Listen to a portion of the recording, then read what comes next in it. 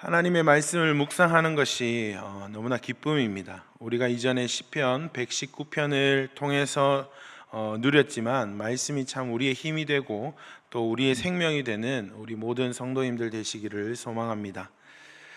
이번 주간에는 6월의 참 날짜와 맞게 23장부터 쭉 성전 건축을 준비하기 위해 국가적 시스템을 재정비하고 또 조직화하는 다윗의 모습을 말씀을 통해 계속해서 보고 있습니다.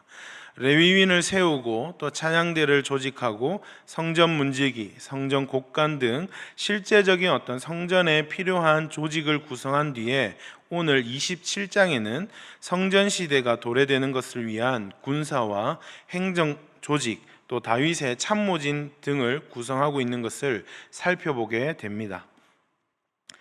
첫 번째로 볼 것은 먼저는 군사 조직입니다. 다윗의 기존 군대에는 다윗의 친위대, 그리고 이방의 용사들, 그리고 30인의 정예군, 군사 600명을 거느리고 있었습니다. 이제 왕이 된 다윗은 이스라엘 12지파와 함께 군사를 재편하고 있는 것입니다. 이때 30명의 정예군 중에서도 12지파에 속한 사람들을 지파별 지휘관으로 세우고 그 군사의 수가 각각 24,000명씩 구성하고 있습니다. 그 지휘관들도 30인의 정예군 중에 다윗과 함께 전장을 누비며 공을 세웠던 이들로 구성하고 있는 것을 볼 수 있습니다. 오늘 1절 말씀을 보시면 이스라엘 자손의 모든 가문의 우두머리와 천부장과 백부장과 왕을 섬기는 관원들이 그들의 숫자대로 반이 나누이니 각 반열이 24,000명씩이라 1년 동안 달마다 들어가며 나왔으니, 재미있는 것은 이 인원이 총 28만 8천 명으로 구성된 이 군대가 상비군 체제로 운영되었다는 것입니다. 그러니까 이 군대는 상시적으로 계속해서 운영되는 것이 아니라 12개 군대가 1년 중 한 달씩 교대로 복무하는 체제를 가지고 있었다는 것입니다. 또 이 군대는 또 성전을 건축할 때도 동원이 되었었습니다. 이러한 군대 체계는 무엇을 말하고 있을까요? 1년에 한 번씩, 한 달씩 이렇게 교대로 근무하는 복무체제. 어느 특정 지역이나 어느 한 지파를 편애하거나 편중하는 것이 아니라 모든 지파, 모든 12지파가 이 나라를 다스리고 지키는 데 책임을 다하도록 하는 것입니다. 모든 지파와 백성들이 함께 하나님의 나라를 지켜나가야 하는 공동체적인 하나됨을 선포하고 있는 것입니다. 다윗의 시대라고 해서 전쟁이 없었지 않았습니다. 전쟁은 수시로 일어나기도 했습니다. 언제나 또한 영적 전쟁에 노출되어 있는 시대라는 것입니다. 우리는 이 영적 전쟁의 시대에서 언제든지 싸울 준비가 되어 있는 군사로 일어나야 할 줄 믿습니다. 군사는 성전을 지키기도 하고 또 지키기 위해 싸우기도 하고 또 성전과 성벽을 쌓기도 합니다. 에베소서 6장 13절 18절 말씀에는 사도 바울이 권면합니다. 그러므로 하나님의 전신갑주를 취하라. 이는 악한 날에 너희가 능히 대적하고 모든 일을 행한 후에 서기 위함이라. 모든 기도와 간구를 하되 항상 성령 안에서 기도하고 이를 위하여 깨어 구하기를 항상 힘쓰며 여러 성도를 위하여 구하라. 전신갑주를 입는 우리 모든 성도님들 되기를 소망합니다. 자신을 지킬 뿐만 아니라 공동체를 지키는 것입니다. 이것이 하나님의 나라를 지켜내는 것이고 교회를 지켜내는 것입니다. 어떻게 지킵니까? 바로 모든 기도와 간구로 성령 안에서 기도하고 깨어서 구하는 것입니다. 그리고 여러 성도를 위하여 구하는 것입니다. 우리가 너무나 잘 아는 말씀, 전도서 4장 12절 말씀에는 한 사람이면 패하겠거니와 두 사람이면 맞설 수 있나니 세 겹줄은 쉽게 끊어지지 아니하느니라. 아멘. 성도를 위해 기도하는 것이 성전된 나를 지키는 것입니다. 성도를 위해 기도하는 것이 교회된 공동체를 지키는 것인 줄 믿습니다. 두 번째로는 행정 체계와 재정 관리입니다. 16절부터 24절까지는 행정 체계에 대한 구성을 말하고 25절부터 31절까지는 재정 관리를 말하고 있습니다. 오늘 본문 16절 말씀에 이스라엘 지파를 관할하는 자는 이러하니라 라고 시작합니다. 12지파의 행정 관장들을 소개하고 있습니다. 여기서도 우리가 주목해 볼 점이 있는데 12지파의 행정을 맡을 자를 12지파의 행정을 맡을 자에다가 한 명을 추가했습니다. 바로 아론의 자손을 별도로 구별하고 있다는 것을 볼 수 있습니다. 이어서 17절 말씀에 레위 사람의 지도자는 그무엘의 아들 하사랴요, 아론 자손의 지도자는 사독이요, 즉 12+1 행정 체계를 구성하였습니다. 그 플러스 1은 아론의 자손, 그리고 대제사장 사독을 행정 지도자로 세웠다는 것입니다. 이것이 다윗의 그 통치의 근간이 하나님께 있음을 보여주는 것입니다. 우리는 교회에서는 신앙 안에서 은혜의 말들을 하고 또 서로 사랑하고 선한 행동을 합니다.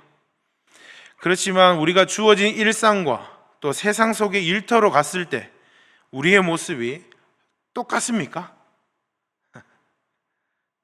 우리의 삶의 전 영역은 하나님의 다스림과 통치하심으로 살아가야 할 줄 믿습니다. 나의 신앙적 영역에만 하나님의 통치가 있는 게 아니라 가정에서든 직장에서든 학교에서든 우리는 모든 영역에서 하나님의 통치가 이루어져야 할 줄 믿습니다. 하나님을 전적으로 의지하고 신뢰하며 그분이 주시는 오늘의 말씀, 그 말씀과 동행해야 합니다. 그렇지 않으면 우리는 수많은 세상의 지혜로 살아가게 됩니다. 지혜는 많습니다.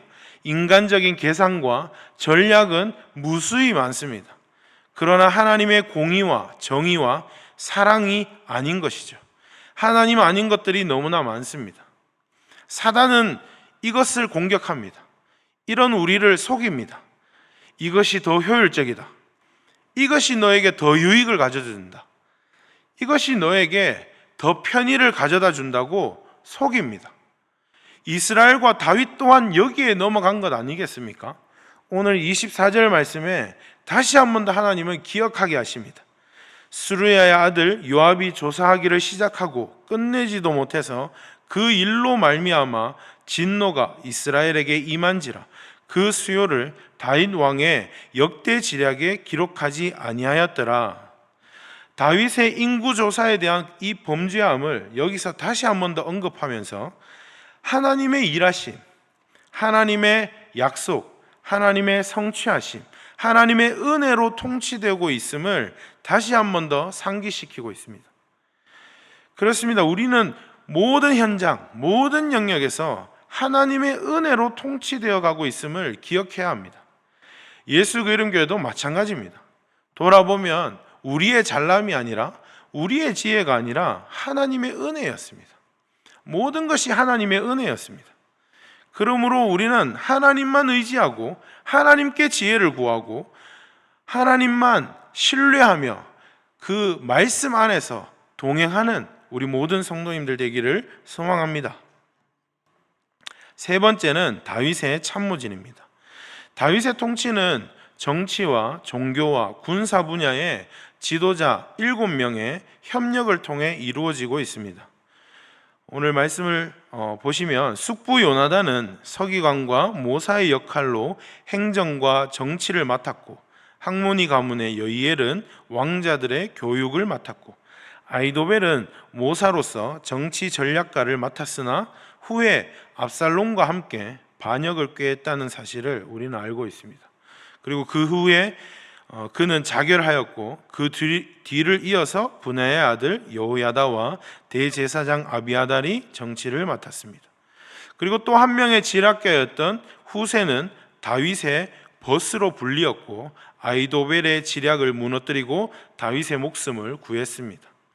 그리고 군대 장관인 요압까지 7명의 참모들이 다윗의 통치 가운데 함께 했었습니다. 하나님은 하나님의 나라를 다스리고 통치하실 때 직접적으로도 일하시지만 하나님의 형상과 모양으로 지어진 우리 사람을 통해서 다스리는 분이심을 믿으시길 바랍니다. 다윗과 같은 그 한 사람을 부르셔서 놀라운 하나님의 역사를 펼쳐가고 계십니다. 그리고 또 한 사람을 부르십니다. 하나님의 다스림과 통치에 하나님은 우리를 부르십니다. 콜링하십니다. 그래서 하나님의 나라가 견고하게 서고 하나님의 나라가 온 이방, 온 열방에 선포되어지기를 하나님은 원하시는 것입니다. 이를 위해 오신 분이 참 성전 되시는 예수 그리스도인 줄 믿으시기 바랍니다. 그분은 하나님의 나라를 선포하기 위해 오셨습니다. 그리고 자신의 사역 이후를 위해서 제자 공동체를 부르셨습니다. 그 제자 공동체로 말미암아 교회가 세워지고 그 교회로 인하여 지금 우리가 이곳에서 예배하고 있는 것입니다. 영적 질서를 세웁니다. 교회의 지체로 부르신 우리 성도님들이 있다는 것을 기억하시기 바랍니다. 그리고 교회 공동체 안에 리더십들을 세워갑니다. 영적 질서를 세웁니다. 성경적 리더십 안에서 질서를 세워가는 것입니다. 성경적 리더십은 바로 주 되심을 인정하는 자입니다. 하나님이 나의 주인이시다. 하나님이 우리 공동체의 주인이시다. 예수 그리스도가 우리 교회의 주인이시다 라고 인정하고 살아내는 그 사람이 교회를 섬길 수 있는 것입니다. 이런 사람이 예수님과 동행하는 삶, 말씀과 동행하는 삶을 사는 것입니다. 반역자 아히도벨은 인간의 계략을 따랐습니다. 인간의 탐욕을 쫓았던 압살롬을 따랐습니다. 그의 결말은 처참했고 반면 후세는 하나님의 지혜를 따랐습니다. 하나님의 통치를 담아내고 있는 다윗을 따랐습니다. 그는 왕의 벗이 되었습니다. 예수님도 우리에게 말씀하십니다. 요한복음 15장 14절 말씀에 너희는 내가 명하는 대로 행하면 곧 나의 친구라. 우리의 주님이시고 왕이 되시는 예수님께서 우리를 친구로 부르십니다. 그리고 함께 교회를 세우며 하나님의 나라를 전파하며 다스리는 일로 우리를 초청하십니다. 사도 바울은 그 부르심을 입은 에베소 교회에게 이렇게 권면합니다. 에베소서 4장 1절에서 3절 말씀에 그러므로 주 안에서 갇힌 내가 너희를 권하노니 너희가 부르심을 받은 일에 합당하게 행하여 모든 겸손과 온유로 하고 오래 참음으로 사랑 가운데서 서로 용납하고 평안에 매는 줄로 성령이 하나 되게 하신 것을 힘써 지키라. 아멘.